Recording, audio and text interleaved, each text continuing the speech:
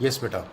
Now next question is write the set curly bracket x such that x is positive integer and x square is less than 40 in the roster form.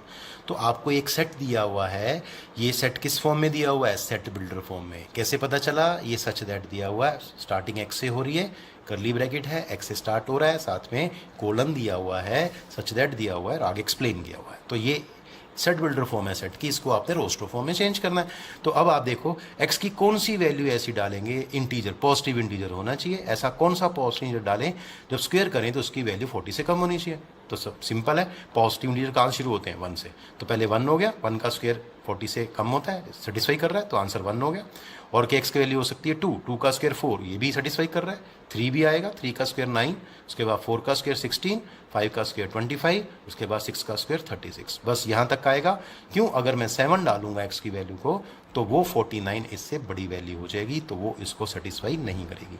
तो x की वो कौन सी value जो इस inequation को satisfy करती हैं उसका सेट यहाँ लिख दो। तो 1 आएगा, 2 आएगा, 3 आएगा, 4 आएगा, 5 आएगा, 6 आएगा, तो ये सेट बन जाएगा आपका। Next, right the set this one 1, 4, 9, 16, 25 and so on in set builder form. तो ये रोस्टर फॉर्म है, इसको अब सेट बिल्डर फॉर्म में लिखना है। तो इन सेट बिल्डर फॉर्म ए क्या होगा? आपको पता है हमेशा कैसे स्टार्ट करते हैं, एक्स सच दैट। अब एक्स क्या है? इसको अगर आप ध्यान देंगे तो ये किसका स्क्वायर है? 1 का स्क्वायर, 2 का स्क्वायर, 3 का स्क्वायर। तो इसका मतलब ये नेचुरल नंबर का स्क्वायर है, किसी भी नेचुरल नंबर का। तो यहाँ लिखेंगे x इक्वल टू x इस तरह से है, मतलब x मतलब इसके एलिमेंट इस तरह से हैं कि जो एलिमेंट है मतलब x वो क्या है? n का स्क्वायर है। लेकिन n कौन है? n is any natural number, तो नेचुरल नंबर का स्क्वायर है। अगर नहीं लिख सकते इस फॉर्म में तो बहुत सिंपल वे है लिखने का, a equal to x is such that x is the square of a natural number. तो ये सबसे आसान लैंग्वेज होती है, आप इसको एक्सप्लेन कर दो बस। ये भी ठीक है और ये भी ठीक है, तो आप लिख देंगे x is the square of a natural number. Next देखते हैं question, right the set 1/2, 2/3, 3/4, 4/5, 5/6, 6/7 in this set builder form. यहाँ थोड़ा सा ध्यान देना होगा आपको। इन सेट बिल्डर फॉर्म हम क्या लिख सकते हैं? कोई भी एलिमेंट इसका x है सच दैट x कैसा दिखता है? जैसे ये एक वैल्यू है, सपोज कर लो ये n है, तो इससे 1 ज़्यादा है, यहाँ भी कोई वैल्यू है उससे 1 ज़्यादा है, या उससे 1 ज़्यादा है, यहाँ भी 1 ज़्यादा है, यहाँ भी 1 ज़्यादा है, यहाँ भी 1 ज़्यादा है। इसका मतलब अगर ऊपर की वैल्यू n है तो नीचे उससे 1 ज़्यादा, मतलब n+1 होना चाहिए। तो x क्या लिखेंगे? x is equal to n/n+1। अब बताना होगा n क्या है, ये n को क्या ले सकते हैं। देखो 1 से स्टार्ट कर रहे हैं तो n बिलोंग्स टू n, तो स्मॉल n जो है वो belongs to capital n, natural number है, n is a natural number and, और साथ में बताना पड़ेगा ये नेचुरल नंबर जो आप यहाँ पुट कर रहे हैं ये कहाँ से कहाँ तक वेरी करेगा। तो ये देखो 6 तक जा रहा है, 1 से 6 तक, तो आप बोलेंगे n एक नेचुरल नंबर है बट n की रेंज क्या है? 1 से 6 तक, क्योंकि 1 पुट करेंगे तो ऊपर 1 आएगा, 6 पुट करेंगे तो ऊपर 6 आएगा, और ये इसको क्या करेगा? सेटिस्फाई करेगा। This is the very good question. ठीक है, describe the set of letters in the word algebra in roster form.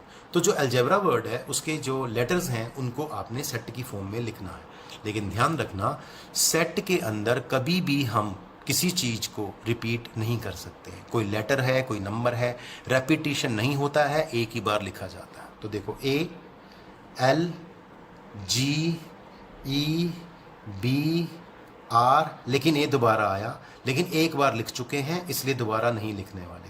तो इसमें 1 2 3 4 5 6 7 लेटर्स हैं, लेकिन यहाँ लिखने 1 2 3 4 5 6। क्यों? रेपिटेशन नहीं करनी होती। ठीक है, तो आप सेट्स में कभी भी किसी एलिमेंट को रिपीट नहीं करेंगे। नेक्स्ट क्वेश्चन है, write the set A in roster form where A क्या है? x is such that x is a letter of the word proportion, PROPORTION। यहाँ भी आपको ध्यान रखना है, एक लेटर को एक ही बार लिखना होगा। तो आंसर क्या आएगा? सीधा ही आंसर लिख देंगे इसका बस। A equal to roster form में क्या बनेगा? पहले P, फिर R, फिर O, उसके बाद P रिपीट हो रहा है छोड़ देंगे, O रिपीट हो रहा है छोड़ देंगे, फिर R भी रिपीट हो रहा है छोड़ देंगे, फिर T आएगा, फिर उसके बाद I आए, ठीक है, I आएगा बाद में लिखा हुआ है, और उसके बाद N आएगा। ठीक है, और बाकी जो लेटर्स हैं यहाँ से हम उसको ड्रॉप कर देंगे क्योंकि एक एक बार ले चुके हैं। तो 1 2 3 4 5 6, इसमें 6 लेटर्स आपके बनेंगे। तो आपको ध्यान रखना होगा इसमें किस लेटर को आपने छोड़ना है। उसके बाद write the set x such that x is equal to n/n square plus 1 where n lying between 1 2 3 and n is a natural number. तो देखो क्या पुट कर सकते हैं, n एक नेचुरल नंबर है जिसकी वैल्यू 1 और 3 के बीच में लाई करती है, और 1 भी ले सकते हैं और 3 भी ले सकते हैं। तो पहले 1 लेंगे, 1 डालेंगे तो 1/1 का स्क्वायर प्लस 1 2 हो जाएगा। जब 2 डालेंगे तो 2 ओवर यहाँ पे 2 का स्क्वायर प्लस 1 5 हो जाएगा, और जब 3 डालेंगे तो 3 ओवर 3 का स्क्वायर 9 प्लस 1 10 हो जाएगा। तो आप देख पा रहे हैं कि इसका जो रोस्टर फॉर्म बनेगी वो 1/2, 2/5 और 3/10 बनेगी। ठीक है, तो बहुत ही इजी क्वेश्चन था। यहाँ पे मैं एक लाइन और लिख देता हूँ ताकि आपको क्लियर हो जाए। Write the set in roster form, ये यहाँ पे मिसिंग है। रोस्टर फॉर्म में आपने इस क्वेश्चन को लिखना, तो इस तरह से आंसर बनेगा।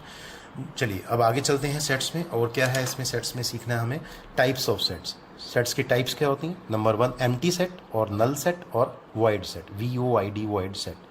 A set is said to be empty or null or void set if it has no element and is denoted by phi। तो इस तरह से phi बनाते हैं ऐसे करके। ठीक है, तो जो सेट जिसमें ऐसा सेट जिसमें कोई भी एलिमेंट नहीं होता उसको हम बोलते हैं एम्प्टी, नल या वॉइड सेट, और उसको डिनोट करते हैं फाई के साथ। इन रोस्टर फॉर्म में फाई नहीं लिखा जाता, फाई इज डिनोटेड बाय, ये इस तरह से एक ब्रैकेट बनाएंगे, करली ब्रैकेट, और उसमें कोई एलिमेंट नहीं लिखेंगे, स्टार्ट करेंगे क्लोज कर देंगे। तो this is the open bracket, इसमें कुछ भी नहीं होगा, तो इस तरह से इस ब्रैकेट को क्लोज कर देंगे इस तरह से। ठीक है, तो यहाँ से स्टार्ट होगी और यहाँ पे इसको बंद कर देंगे, अंदर कोई भी एलिमेंट नहीं, इसका मतलब एम्प्टी सेट है। ये इसको डिनोट किससे करते हैं? फाई से। लेकिन रोस्टर फॉर्म में फाई को हम इससे डिनोट करते हैं।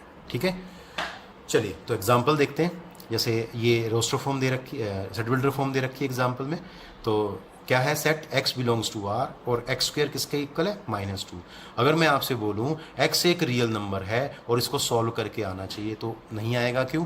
अगर x स्क्वायर नेगेटिव, तो कभी नेगेटिव तो होता ही नहीं है, किसी नंबर का स्क्वायर नेगेटिव नहीं होता अगर वो रियल है। तो उसने बोला x रियल है, तो रियल नंबर का स्क्वायर नेगेटिव होता नहीं है, तो इसका कोई भी रूट पॉसिबल नहीं होगा रियल। तो इसका मतलब इसमें कोई भी एलिमेंट सेटिस्फाई नहीं करेगा। तो इसका मतलब ये जो सेट है ये नल सेट है, इसको डिनोट किससे करेंगे? फाई से। ऐसे यहाँ देखो, x बिलोंग्स टू n और x लाइंग बिटवीन 5 एंड 6, और 5 और 6 के बीच में कोई नेचुरल नंबर बताओ, कोई भी नहीं होता।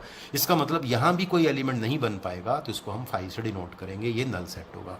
उसके बाद अगला एग्जांपल है a equal to x such that x is an even prime number greater than 2।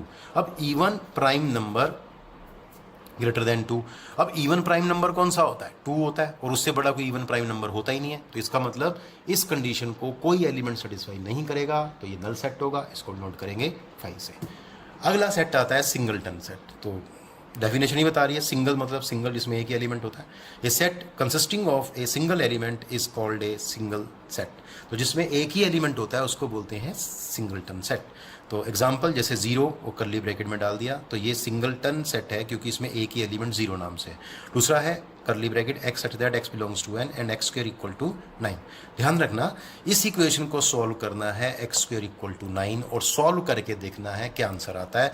लेकिन जो आंसर आएगा वो एक नेचुरल नंबर होना चाहिए। अब x स्क्वायर इक्वल टू 9 को सॉल्व करेंगे, x की 2 वैल्यूज आएंगी +-3, लेकिन हमें तो नेचुरल नंबर चाहिए, तो नेगेटिव को छोड़ दिया जाएगा। x can not be equal to -3, तो x की वैल्यू क्या आ गई 3।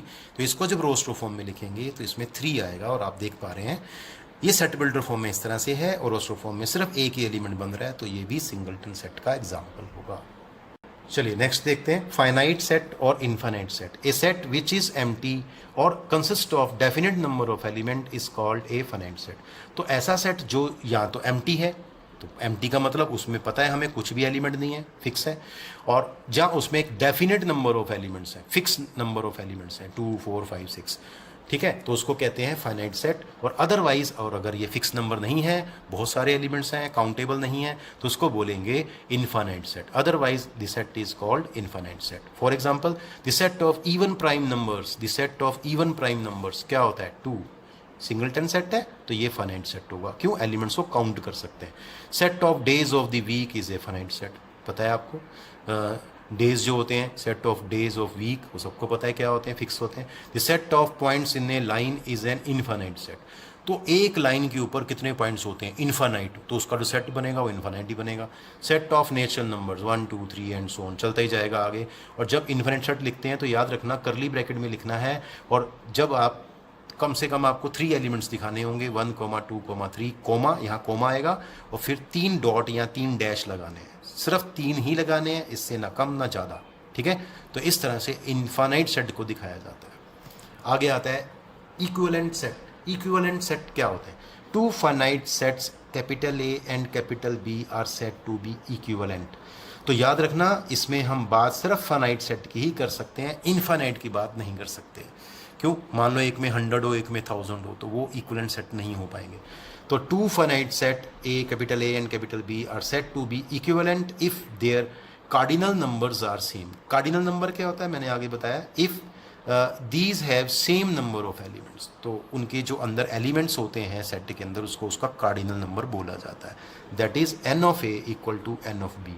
एन ऑफ ए किसको कहते हैं? ए का cardinal number. N A is cardinal number of set A, N B means cardinal number of set B. मतलब जितने एलिमेंट ए के अंदर हैं, अगर 2 हैं तो एन ए 2 हो जाएगा, 3 है तो एन ए 3 हो जाएगा, ऐसे एन बी हो जाएगा। This is cardinal number of A, this is cardinal number of B. तो फिर से two finite sets capital A and B are set to be equivalent sets if their cardinal number are same.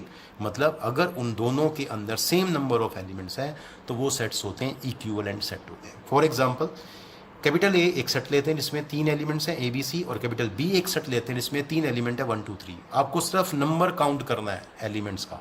इसमें भी 3 element है, इसमें भी 3 element है, मतलब 3 एलिमेंट्स इसमें, 3 एलिमेंट्स इसमें। तो ये सेट्स जो होंगे ये क्या होंगे? इक्विवेलेंट सेट्स होंगे, क्योंकि इसमें नंबर ऑफ एलिमेंट सेम है। ठीक है, रीजन लिख दिया है, since N A equal to N B, मतलब इसका कार्डिनल नंबर ए का और बी का कार्डिनल नंबर सेम है।